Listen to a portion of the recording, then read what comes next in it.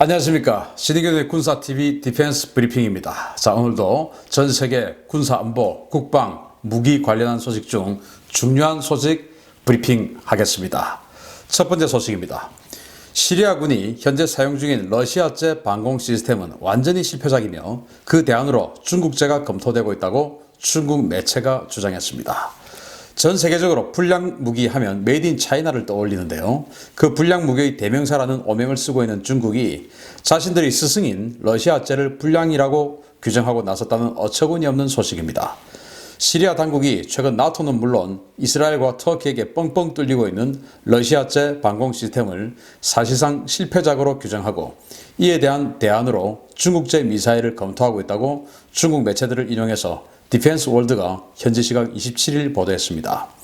디펜스 월드는 중국이 최근 미국과 이스라엘, 터키 등에게 무방비로 뚫리고 있는 러시아의 지대공 미사일 시스템들을 언급하면서 그것들은 완전히 쓸모가 없으니 더욱 성능이 우수한 중국제로 방공 시스템을 강화해야 한다라고 시리아에게 권고했다고 전했습니다.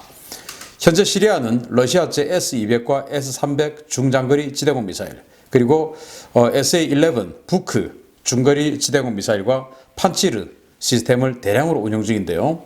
중국은 이것들을 자국산 HQ-9, 수출명으로는 FD-2000과 HQ-16 중거리 시스템으로 교체하는 방안을 시리아 측에 타진 중인 것으로 알려졌습니다. 러시아제 무기가 실제 스펙과 성능에 많은 괴리가 있다는 사실은 여러 실전을 통해 잘 알려진 사실인데요. 러시아제보다 더 형편없는 신뢰도를 가진 중국제 짝퉁이 오리지널을 실패작으로 매도하면서 판촉을 시도하는 모습이 정말 우스꽝스럽기 거지없습니다. 야, 참 중국 통수도 이런 통수가 없네요.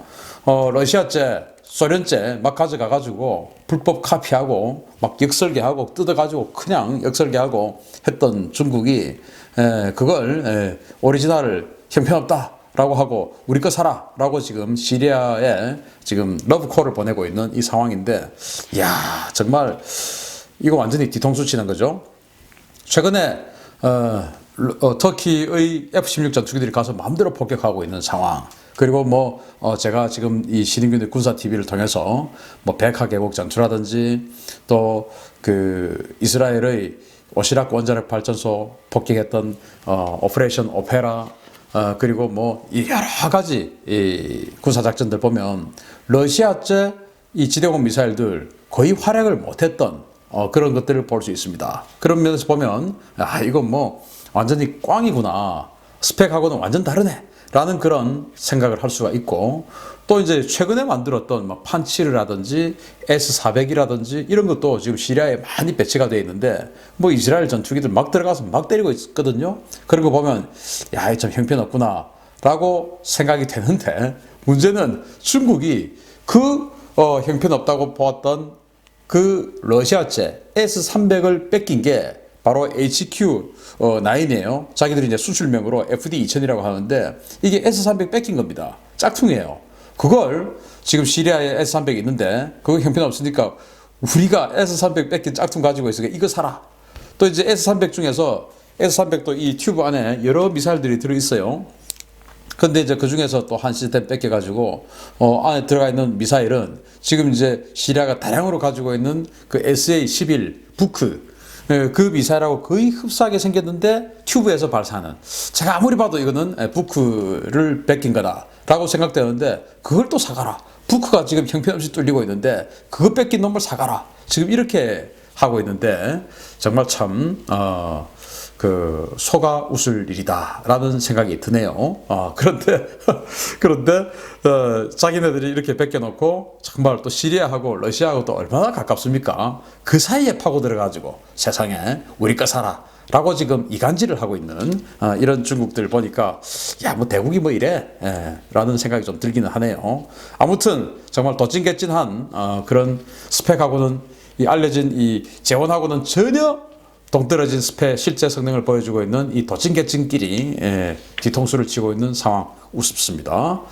두 번째입니다. 정말 스펙 끝내준 것도 나왔습니다.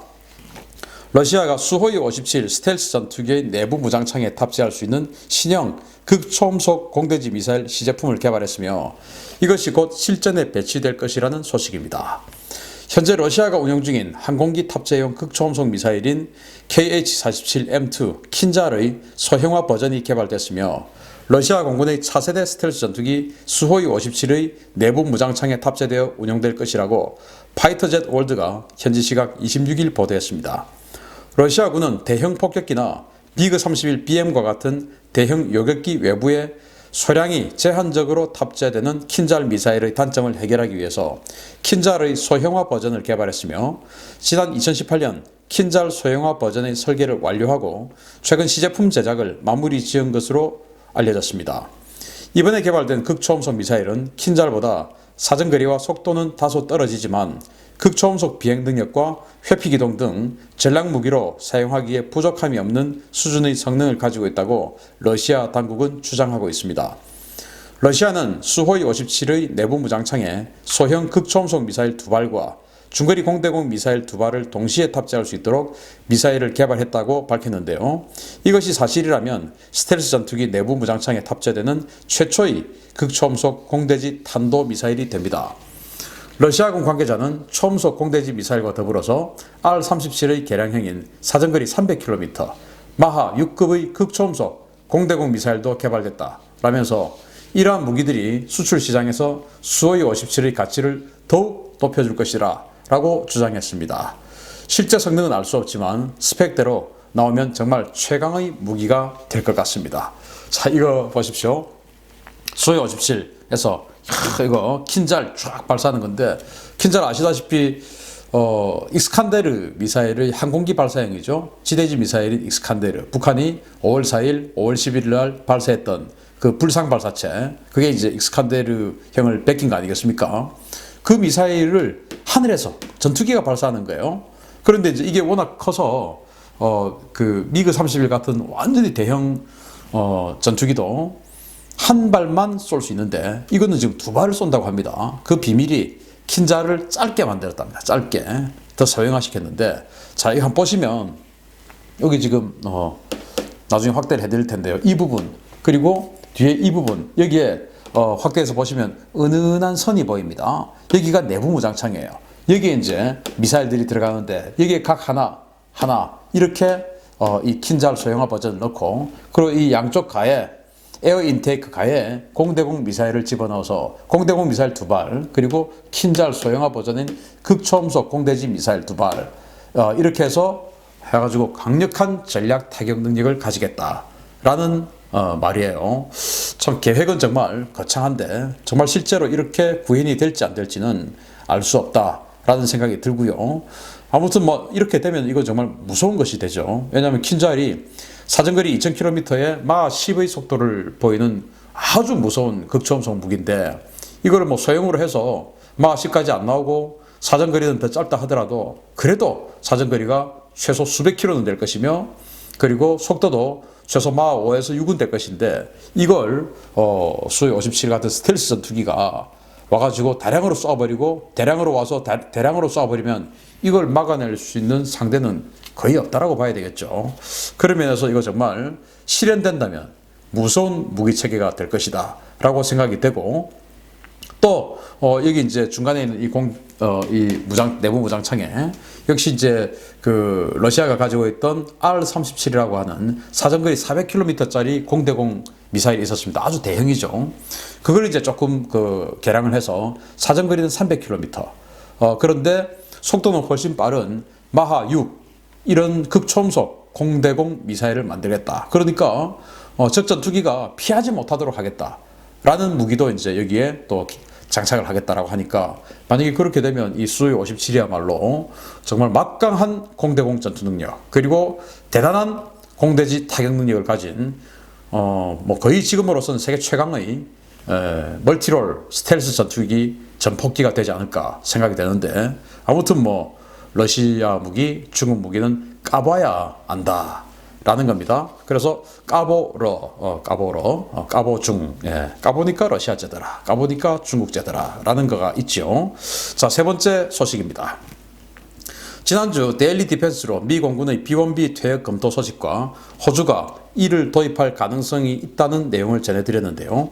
미 공군이 현지 시각 27일 B1B 퇴역을 공식화했습니다. 미 공군이 기체 피로도가 심각한 이 B-1B 랜서 초음속 폭격기 17대를 내년에 퇴역시킬 예정이라고 스크램블 매거진이 미 공군 2021년도 회계연도 예산안을 인용해서 27일 보도했습니다. 미 공군은 현재 66대를 보유하고 있는 B-1B 기체들의 평균 기체 수명은 9,701시간으로 매우 노후됐다면서 이들을 조기에 퇴역시켜서 절감하는 예산으로 차세대 폭격기 B-21 도입을 앞당겨야 한다라는 입장입니다. 그러나 보잉 등 업체 관계자들은 B-1B가 기골 보강 등을 거치면 아직 전력으로서 가치가 충분하며 신형 공대함 미사일 등 장거리 타격 자산을 투사하는 플랫폼으로서는 유용하다며 개량안을 제시 중에 있습니다. 미 공군이 B-1B 폭격기 17대의 퇴역을 공식화함에 따라서 이 폭격기 전력을 탐내고 있는 호주와 미국 방산업계의 움직임은 더욱 빨라질 전망입니다. 현재 보잉은 B-1B 폭격기의 기고를 보강하고 전자장비와 무장 능력을 강화시켜서 24발 이상의 장거리 스텔스 공대함 미사일인 LRASM을 운용할 수 있는 작전 반경 4,400km급의 초음속 폭격기 B-1R을 미 공군과 호주에 제안하고 있는 상태인데요. 호주 정부가 이 안을 확정해 B-1R 폭격기 획득에 나설지 귀추가 주목됩니다. 야, 미 공군이 지금 66대 가지고 있는 이 B-1B 폭격기 사실은 뭐 가동률이 10% 정도밖에 안 되었죠. 작년 연말만 하더라도. 그런데 미 의회에서 신속하게 이제 이 수리 부품 정비 예산을 통과시켜 가지고 이제 부품이 이제 공급돼서 이거 가동률 올린다고 해요.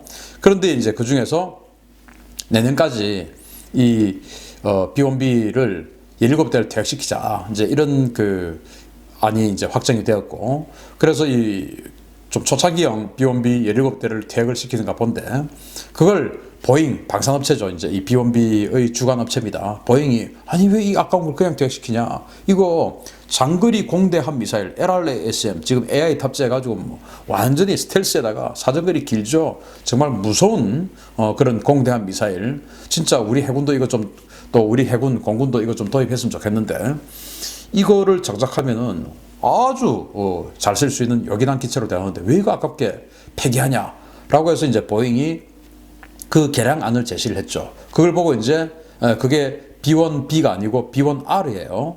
4,400km의 작전 반경을 갖는 대함 공격으로선 최대의 능력을 발휘할 수 있는 폭격기니까 사실은 뭐 지금 중국하고 해상 영토 분쟁을 하고 있는 여러 나라들 입장에서는 정말 군침이 꿀꺽꿀꺽 넘어가는 그런 기체가 되겠죠. 그래서 이제 호주가 이거 우리 줘, 우리가 그렇게 할게 라고 지금 제의를 했고, 그동안에 이제 미국이 호주에게 다른 나라에겐 전혀 팔지 않던 그런 무기 체계를 호주에게만 팔았던 게 있지 않습니까? F-111 전폭기, 폭격기죠. 그리고 이제 지금 EA-18G 그라울러 전자전 공격기 이런 거 다른 나라에는 안 팔았는데 호주에게만 팔았어요. 딱 미국만 갖고 있었던 전략 무기들인데, 그런 예로 봤을 때 호주가 지금 이런 것들을 우리가 사갈게 라고 하는 거에 대해서, 또 특히 그 호주가 이걸 사가게 되면 그 상대는 누구냐? 당연히 중국이죠. 그러면 미국 입장에서는 자기네들 돈이 아니고 호주 돈으로 중국을 견제할 수 있는 자기네들 전력과 다름없는 이런 전력을 가지게 되니까 저는 호주에게 이 퇴역 B-1B를 B-1R로 개량해서 판매를 할 것으로 거의 저는 생각이 됩니다. 자, 앞으로 남중국해에서 중국 해군이 더욱더 위축되겠습니다. 이 B-1B 퇴역 17대 향방 호주로 갈지 지켜봐야 되겠습니다. 마치겠습니다. 감사합니다.